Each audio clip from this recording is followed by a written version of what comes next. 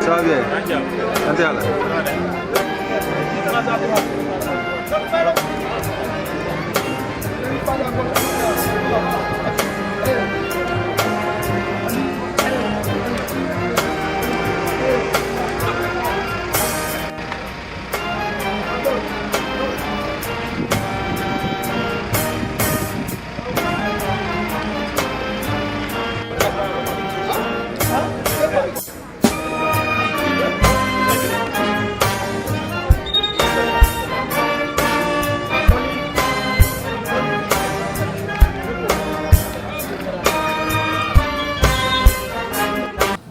Parce que li ñu si jublu woon en 2016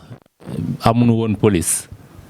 nu def le tout joxe bâtiment bi réfectionné police ñëw jàppale nu si ba tey nu egsi fii donc ñun dañuy gërëm le ministère de l'intérieur di gërëm le directeur de la sécurité publique ak commissaire yi fi jaar yëpp ki fi mujj nag di Malick Dieng di ko gërëm parce que dama koy faral di wax ma ni ko xanaa yéen léegi école police da ngeen fay def diplomatie ak nu ñuy waxtaaneek nit ñi ma ni ko dafa mel ne police dafa changer visage dafa mel ne du police bu nu xamoon bu njëkk xëy na ñun naam amuñu woon police bu njëkk Richard Toll mais loolu la ñu constaté parce que dañu constaté ni waxtaan jaxasoog nit ñi li góor gi Atoumane doon wax prévention loolu dañ ko dund ak police bu Richard Toll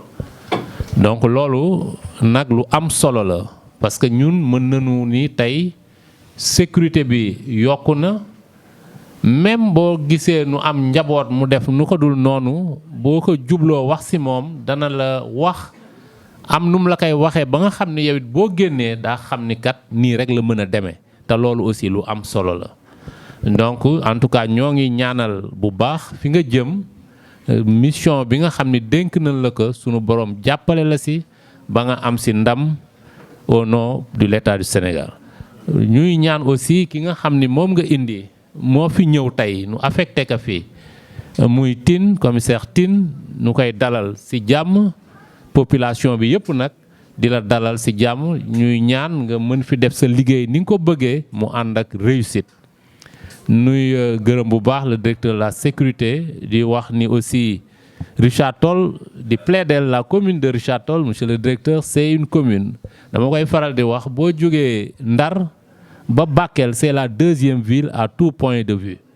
en termes de population densité économique lépp fii mooy deuxième ville bi donc bu nuy war nañ ci bàyyi xel bu baax dooleel ko ci anam yëpp ci nga xam ni mooy wàllu sécurité te xam naa ni yéen a ngi ciy liggéey xam nga région bi parce que nekkoon nga Saint-Louis bu ma juumul bi nuy ubbi fii boobu yaa nekkoon commissaire central bu Saint-Louis donc xam nga bu baax njëriñu dëkk bi lu ñu war a mën a dooleel ko ci wàllu sécurité di gërëm ñëpp di sant ñëpp di ñaanal bu baax a baax Malick notre frère parce que au-delà aussi de li mu nekkoon commissaire ci ku nekk rek jaxasoo na ak ñoom ci wàllu àdduna ba nga xam ni tey c'est un frère qui nous quitte pour dem Kolda donc ñoo ngi aussi di remercier aussi ay waajuram ak ay soxnaam yi nga xam ne ñëpp a ngi fi di que leen wax ni en tout cas seen doom bi nga xam ne moo nekkaloon ak ñun nekk na ak ñun nekkin bu rafet ba tey nga gis couche bu nekk Richard Toll rek am fi pàcc bu muy liggéey ci Richard Toll muy commerçant yi di chauffeur yi di ñëpp chauffeur moom boo gisee mu ñëw xamal ni kooku au moins pédagogie am na bu leen di daan sax dana leen ko wax bi nga xam ne daa comprendre que ni lii mënul ñàkk donc loolu tamit luy rafetal liggéey bi.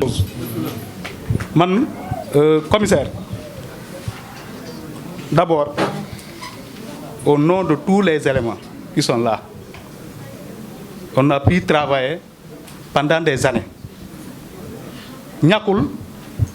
si liggéey bi ñu tooñ la wala nga tooñ wala ñu tooñ la sans pour autant ñu xam ko dañ lay wax fii nga baal ñu ñun baal nañ la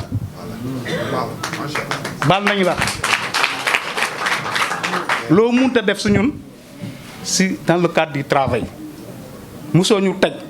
lu nga xamante ne loi ak texte waxu ko toujours dans le travail au service de la loi. population bi yaa tax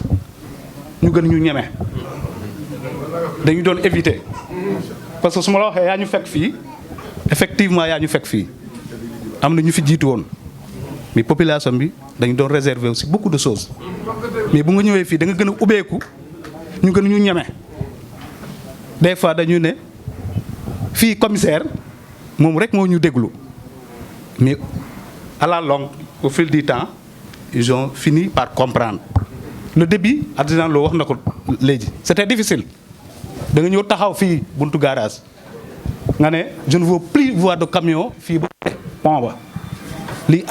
acharnement bi bugguma ko dafa tali bi dafa encombrant lépp si tali bi lañ ko def donc muy taw muy naaj ñu ko doon def dafa métti woon trop mais la population a fini par comprendre le marché c'était la même chose pour vous rassurer comme c'est day dem mais le travail va continuer ñun duñu bàyyi parce que xam nañu lan la ju fii duñu bàyyi parce que suñu bàyyee son remplaçant la ñu sonal boobaa dañu doon ay naafeq vraiment ñun dañu lay ñaanal Kolda bu ngay dem la population bu Kolda na la accueillir à bras ouverts loolu rek la ñu mën a ñaanal mais commissaire le travail va continuer fu ngay dem na nga dem si jàmm waa Kolda dañu lay accueillir si jàmm vraiment man mënu ma woon téye sama bopp comme kii lu mu ko waxee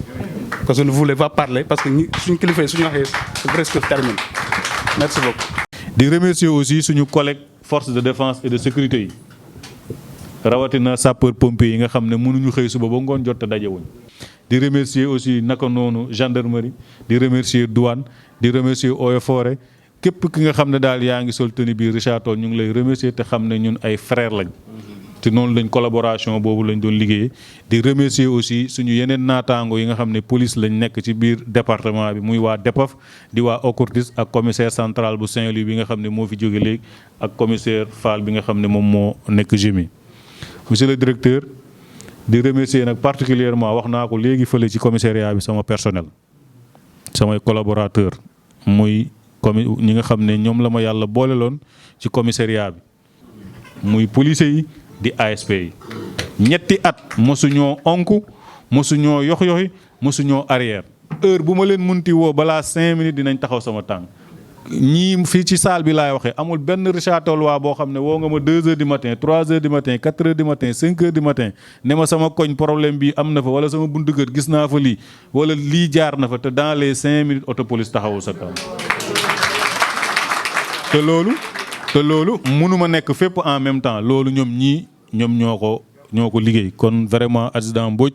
adjudant Lo adjudant Ngom ak commandant Sané bi nga xam ne dafa xaw a tawat nekk Dakar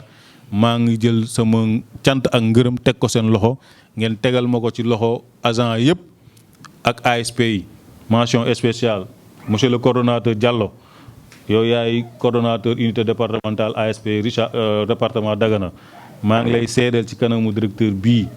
bu fekkoon ne amoon naa pexe roñ leen ñoom ñëpp yóbbaale damay roñ ñëpp yóbbaale waaye xam naa ne mënut a nekk loolu rek pour wane ne am nañ satisfaction ci seen liggéey nit mosul fëgg sama bureau ne ma commissaire ASP bii laa jotal moo ma wax lii wala moo ma def lii kon ñoom ñëpp maa ngi leen di sant di leen di gërëm loolu nag li ko waral monsieur le directeur bi may jël service fii le 3 mai 2019 dafa am lu ma leen waxoon ma leen règle numéro 1 respectons la population règle numéro 2 respectons la population règle numéro 3 respectons la population règle numéro 4 bu ñu respecté population bi ba population bi yëg ne respecté nañ leen ñu jox leen cër di leen di guddeel di leen di bëccëgal mu am nag kenn ci population koo xam ne xëy na dafa sant Mbodj wala dafa sant Diagne comme président Mar Fall Diagne wëlbatiku bëgg a jël bëgg ñoo manqué respect wala bëgg leen a manqué respect kooku amul ak yéen problème man la amal problème. loolu la ñu ànd ak population bii ñu respecté leen ñu respecté ñu ñu yëg leen ñu yëg ñu kon population Richard Toll toute couche confondue amal naa leen ngërëm maa ngi leen di sant di leen di gërëm parce que liggéey bi aussi bu ñu amoon 1 million de policiers à Richard Toll pour 50 000 habitants te bëggoo leen jàpp ci liggéey bi du sotti yéen a jàpp ci liggéey bi yéen a ci ànd yéen a ñu dooleel yéen a ñu encouragé bañ mun a am résultat yi kon yéen ñëpp góor jigéen mag ak ndaw ñu ngi leen di sant di leen di gërëm su ma limee damay juum mu des nag ma leen di ñaan ni ngeen ma jàppalee ni ngeen ma gungee ni ngeen ma taxawoo nu ko raw te loolu maa ngi koy njëkkee ci personnel bi nga xam ne ñoo ma gunge ngeen jàppalee ko sama mag bii di commissaire Demba Ngagne Tine parce que nag man de am naa yaakaar ku ko naw laa ku ko respecté laa ku ko jox cër laa parce que moo ma jiitu police mais yàlla def na ñu daje école police moom mu nekk élève commissaire 41e promo man ma nekk élève sous-officier 41e promo yàlla dogalaat ñu jàll commissaire tey mu may remplacer fii bu ko matul woon bu ko mënul woon xam naa ci kilifa gii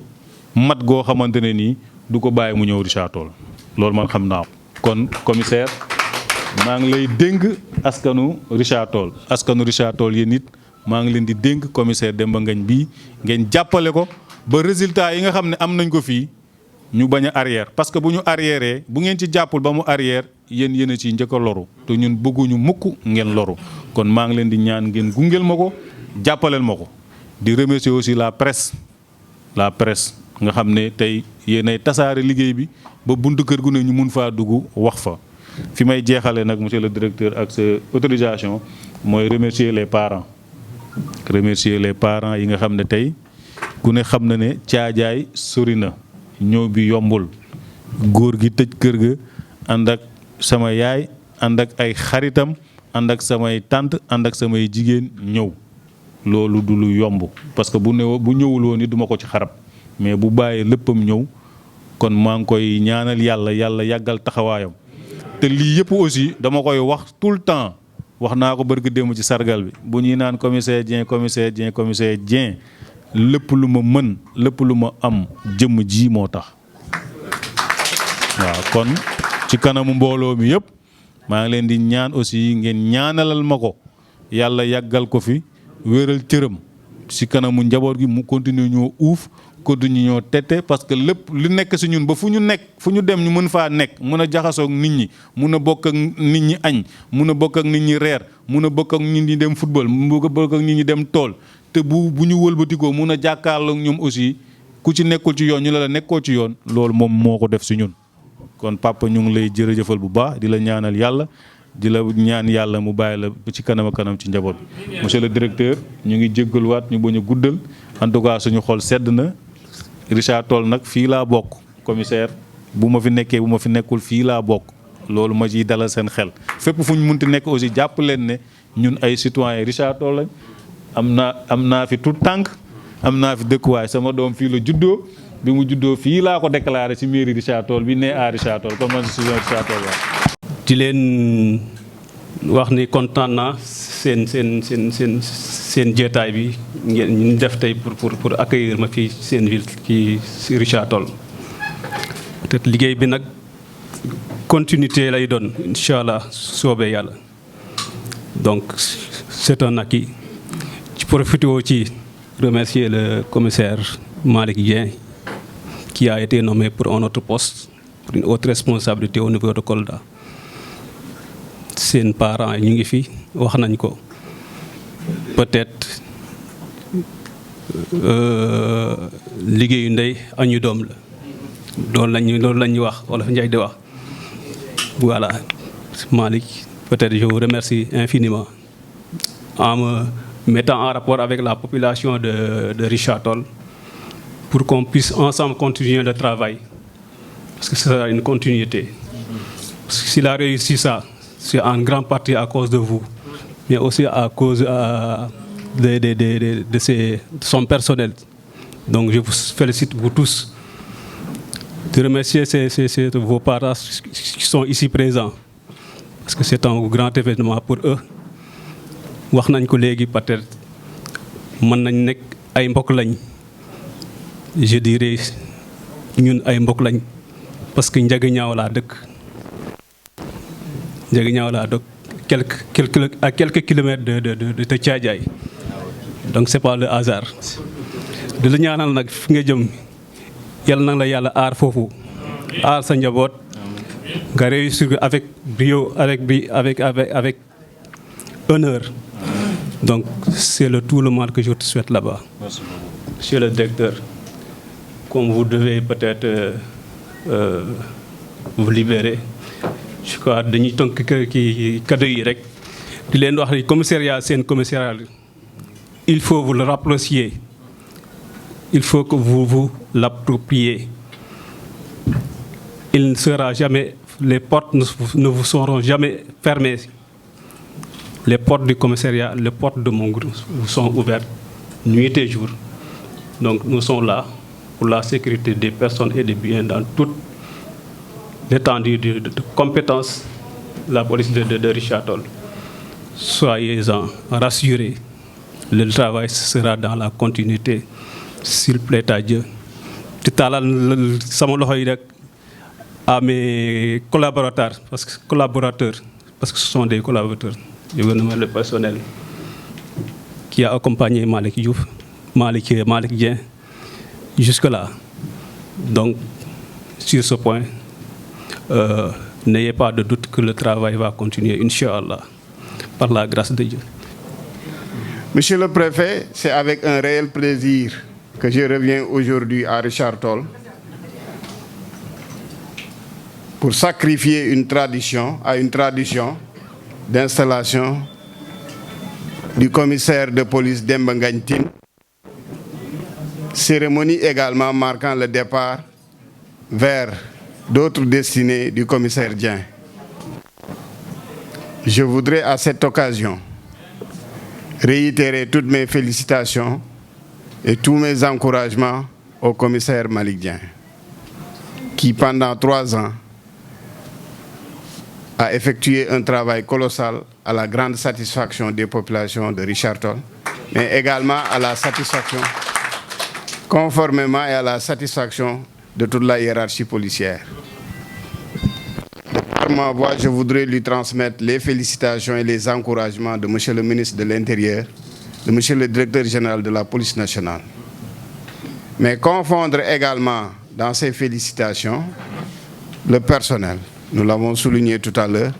le personnel de tout le commissariat urbain de Richard Toll, qui a su traduire en actes la vision, les instructions et les principes de travail insufflés par le commissaire Dien conformément aux instructions de la hiérarchie. Donc, au personnel du commissariat urbain de Richard Toll,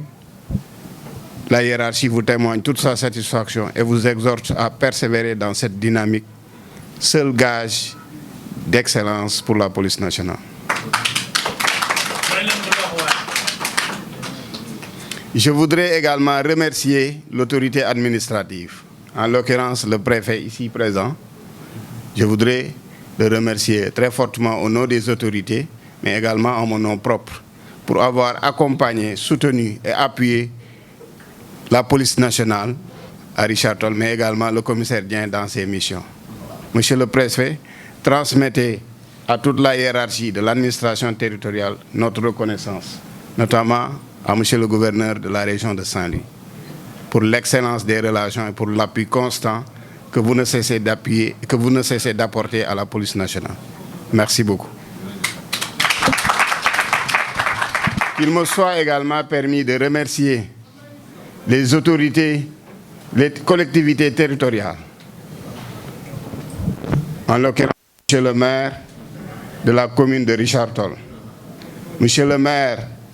ça a été dit tout à l'heure dans la salle, si Richard Toll a pu ouvrir son commissariat, c'est grâce également à votre appui. Et après l'ouverture, vous n'avez cessé d'appuyer, d'apporter votre soutien au commissariat urbain de Richard Toll. Soyez-en vivement remerciés, monsieur le maire. Merci encore une fois, M. Amadou Mame Diop, maire de la commune de Richard-Toll. Vraiment, je voudrais également confondre dans ces remerciements, dans ces félicitations, encouragements, les parents du commissaire Dieng d'avoir accepté de venir faire le déplacement. Et au cours de mes échanges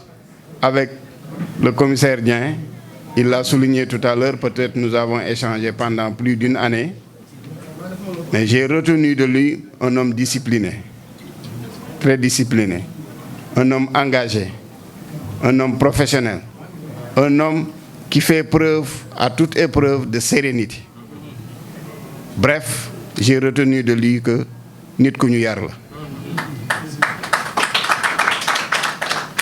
Je pense que tey li ñu wax fii ak li waajuram yi wax fii prouvé na ni nit ku ñu yar la, c'est quelqu'un qui a beaucoup de sérénité et qui, Inch'Allah, avec l'aide de Dieu, il peut, on lui souhaite en tout cas, tout le mal qu'on lui souhaite, c'est qu'il fasse une très belle carrière. Kolda constitue une région stratégique qu'on ne confie pas à n'importe qui. Et il passe d'un commissariat urbain à un commissariat central. Kolda est frontalière de certaines régions. Donc c'est un très grand défi. Mais s'il continue dans cette lancée, il va encore réussir cette mission. C'est tout le mal qu'on lui souhaite. Pour en terminer avec le commissaire Tine, c'est un cadre émérite. Il fait également, lui aussi, montre d'une discipline sans commune mesure, d'un engagement sans faille, d'un professionnalisme avéré. J'ai eu à le découvrir tout récemment. J'ai été séduit par la sérénité et l'engagement de l'homme. Raison d'ailleurs pour laquelle il a été promu comme commissaire urbain de Richard-Toll. Je pense que s'il continue dans cette dynamique, avec l'appui de son personnel et des populations de Richard-Toll, il va réussir sa mission également. Et là, je voudrais faire un plaidoyer à l'endroit des populations. La mission de la police, la mission principale de la police, c'est de sécuriser les populations et leurs biens. Et aujourd'hui, dans le cadre de la sécurisation de ces populations et de leurs biens, il y a un changement de paradigme. On sécurise aujourd'hui les populations avec leur implication dans l'élaboration et dans l'exécution de ces politiques de sécurité. Nous prenons la parole surtout pour magnifier les qualités de l'homme. Un homme courtois et humble.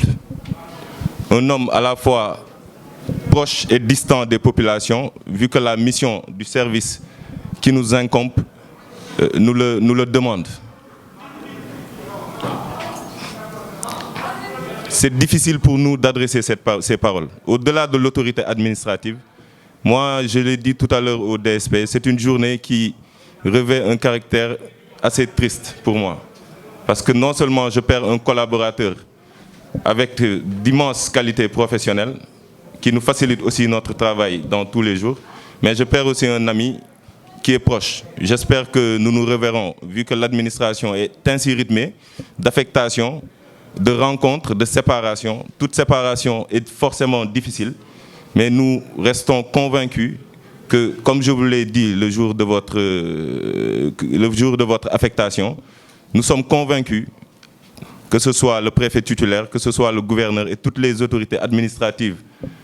de la région de Saint-Louis, nous restons convaincus que vous continuerez à porter haut le flambeau du fonctionnaire juste, valeureux et pétri de la justice sociale. Nous en sommes convaincus et compte tenu du fait qu'il y a un principe sacro-saint à l'administration qui est la continuité du service public, compte tenu aussi du fait de la qualité des ressources humaines qui nous proviennent de l'École nationale de police, nous restons encore convaincus que la continuité du service public se fera à Richard-Toll dans les mêmes conditions, peut-être meilleures, c'est ce que nous souhaitons. Et par la même occasion, nous allons en profiter pour souhaiter d'abord la bienvenue au commissaire entrant, commissaire Tine, lui souhaiter la bienvenue, une bonne chance dans ses nouvelles missions. Et nous sommes sûrs et certains qu'il les accomplira avec la même courtoisie, la même déférence et la même fermeté que l'a fait le commissaire Dieng.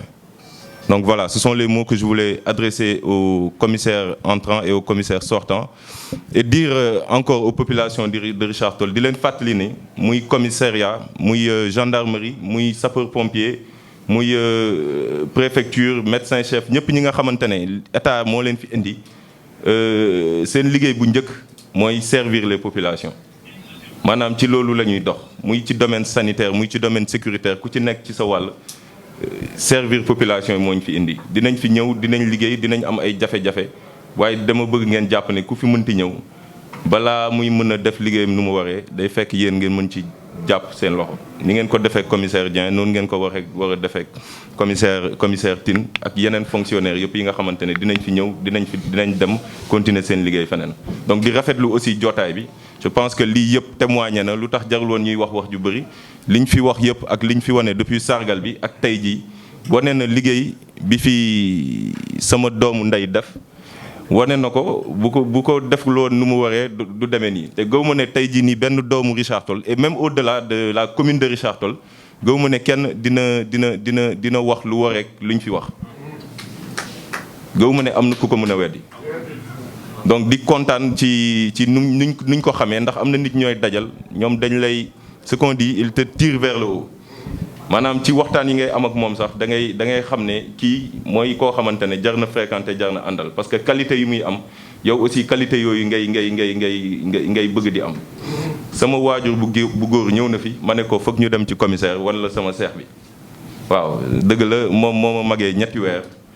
te balaa muy xam sama at def naa lu ne di ko nëbb di ko jéem a gëmloo ne maa ko mag ba ma fàttee sama auto commissariat ba mu gis sama permis bi. ci laa jóge Dagana di daw si di ñëw ma ne j'espère que gisul sama at ma ñëw ma xool ko rek mu reetaan mu ni ma man maa la mag ma ne ko kon jeex na waaye sama waajur bu góor bu mu fi ñëwee lu mu wax maanaam témoignage yu mu ko defal par rapport ak man day wax muy mel ni boppam la doon waxal maanaam maa ngi naan sama xel kii lu muy wax sama waajur bu góor yëpp ci moom la gën a nekk ci man donc loolu mooy baaxaayu nit ki loolu mooy grandeur u nit ki moo tax ñu am tuuti tiis ci nu mu fi jógee waaye am nañ yaakaar ni dina servir population Kolda ndax lépp Sénégal la te am nañ yaakaar ni ki fi ñëw tey ñu dalal ko tey dina def liggéey bi nu mu waree dina ko def niñ ko jàngalee école police dina ko def ak expérience bu mu am yëpp loolu amuñu ci benn saa donc di gërëmaat di sant ñëpp ci teewaay bi di remercier aussi directeur sécurité publique nu mu defee le déplacement mënoon na ko bañ a def c'est vrai nu mu defee déplacement bi toog fi ba heure bi di remercier monsieur le maire bi nga xamante ne def na fi plaidoyer aussi def na fi plaidoyer pour ñu mën a am commissariat central c'est vrai que commune u Richard Toll du commune bu ndaw commune u Richard Toll commune cosmopolite la nationalité bu nekk ngi fi waxuma la xeet sax waaye nationalité bu nekk ngi fi nit am na yeneen aussi commune yu commencé nekk commune urbaine comme bu Dagana ñu ngi laajte commissariat Dagana war na mën a am commissariat Richard Toll war na mën a am commissariat central donc loolu yëpp ay yóbbante la lu ñu lay wax monsieur le directeur. bu leen fàtte bës ci abonné ak ci cloche bi ngir ngeen mën a jot xibaaru Ëllëg Média. Audio Jungle.